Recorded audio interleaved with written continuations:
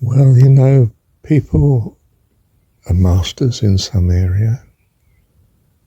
I mean, I prided myself, hadn't I, on being a master of words in discourse. It's been enormously helped by reminding myself of the love for the person that I'm talking to,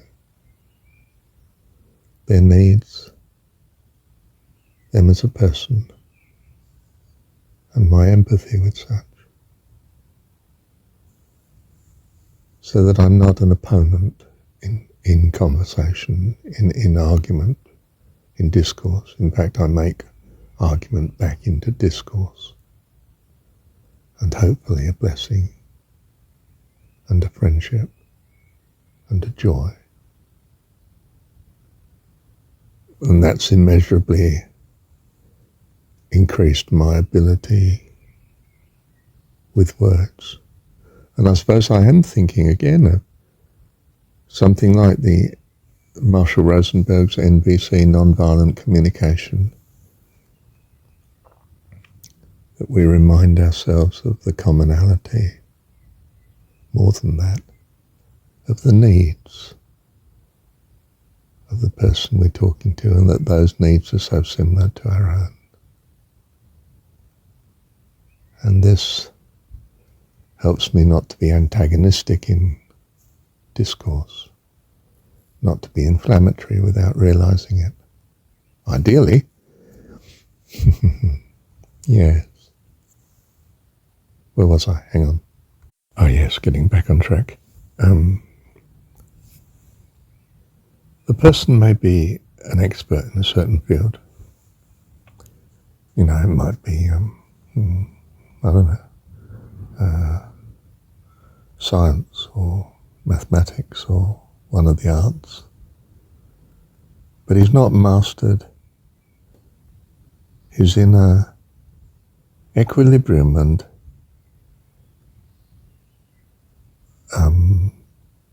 personal balance. Not quite sure how to say it. Hang on a minute.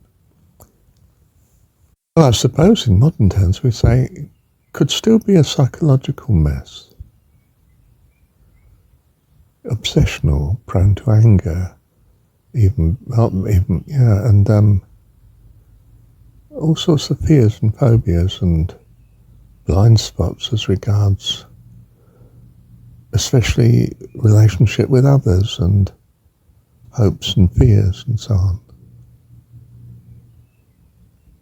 I mean, in religious terms, we say they desperately need God. Or some practice, as in Buddhism, that is going to bring peace and joy and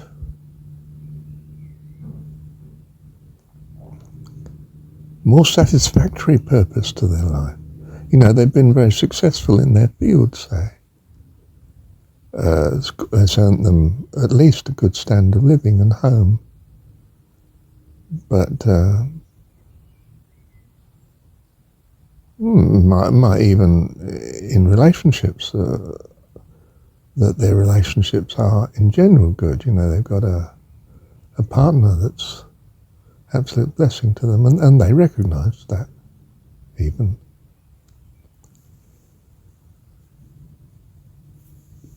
But they're in a sense disturbed in themselves, in that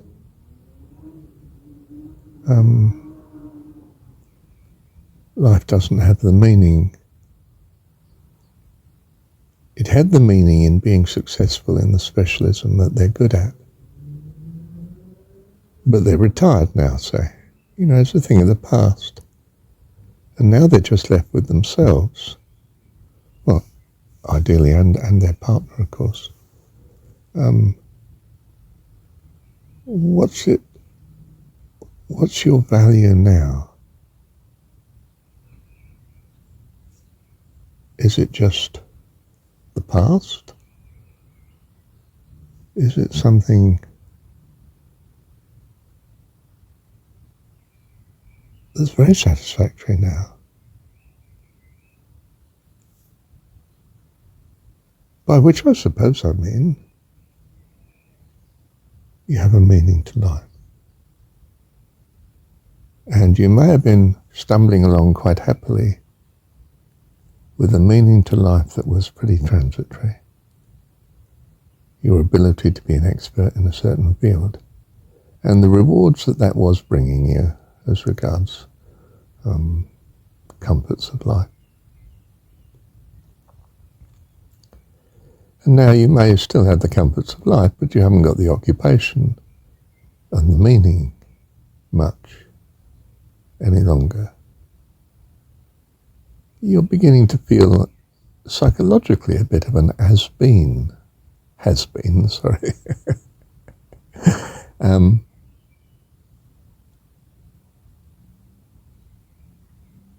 But now, quite simply, you need meaning to life.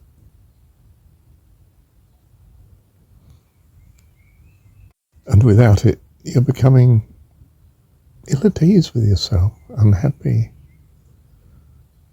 not so stable as you should be, not so hopeful and full of joy. You need joy and peace and hope and meaning.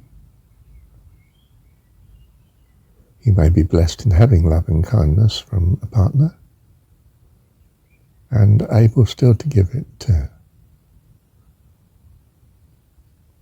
I feel that's your salvation, really.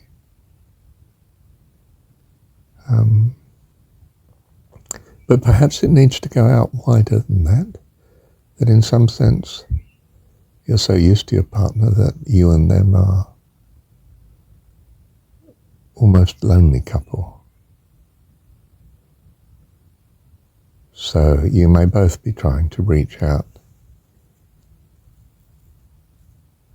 to the wider society that you seem to have lost meaning to.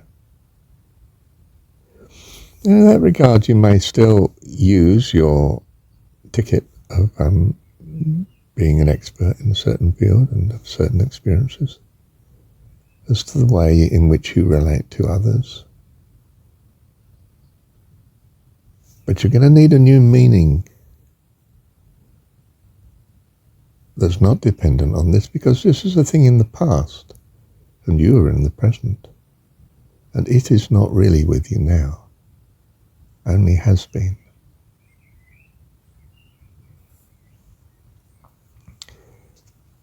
You could say superficially, well, we need to take up other interests, don't we? And those other interests are of interest because they are becoming meaningful to you. It might be at some sort of relatively low level, a hobby that gives social life and interaction and some sort of reward as regards creativity that you appreciate. But it's not necessarily linked to what you've been a specialist in, but it might be. But increasingly in-harmonies with others are important. You know, the group you're with, you don't necessarily get on with or have much in common with. You'd rather it was more harmonious in the way they relate to you and you to them. General sort of common religious view is that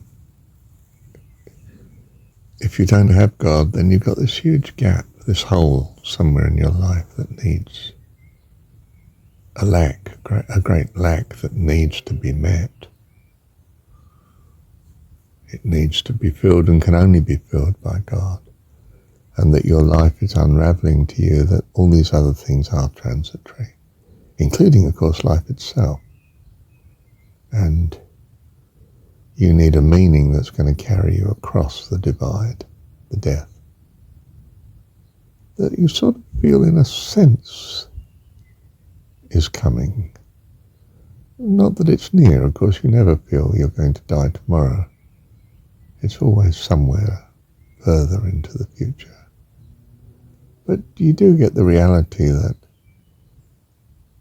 that future is becoming more and more significant to you, in that, if nothing else, it seems to be at a complete dead end when it is going to come. And that's not terribly uplifting and something that you're looking forward to. I mean, unless your life is an absolute misery at the minute and you're wanting out, which it might be if you're in pain, of course, because of illness and so forth. And of course there are the increased probability of illness and the body not functioning as well as it used to and having to adjust and cope with that. You're beginning to need, well, the religious say you're beginning to realize your need for God. And the secular say, well, you're beginning to realize your needs are growing in a certain area and they need to be met. So many people do become more religious as they get older, and with good reason. And, well, hopefully they find that such adjustment does indeed meet their needs, that they do become more hopeful, more happy about the situation they're in than they would otherwise have been, had they not have mellowed more as regards this notion of perhaps there's God, perhaps there will be heaven. We don't know what happens after death and so on. They might become interested in near-death experiences or the spiritual, and not necessarily the current religion of their assumed culture. You know, it might be assumed to be, say, Christianity or Islam or something. But they might get more involved in such, partly because such offers a fellowship and a friendship, and partly because it is beginning to meet a need that they didn't have before, and now they do have. An uncertainty about the future that's worrying them or draining them of the joy that they seem to have before and they don't have now.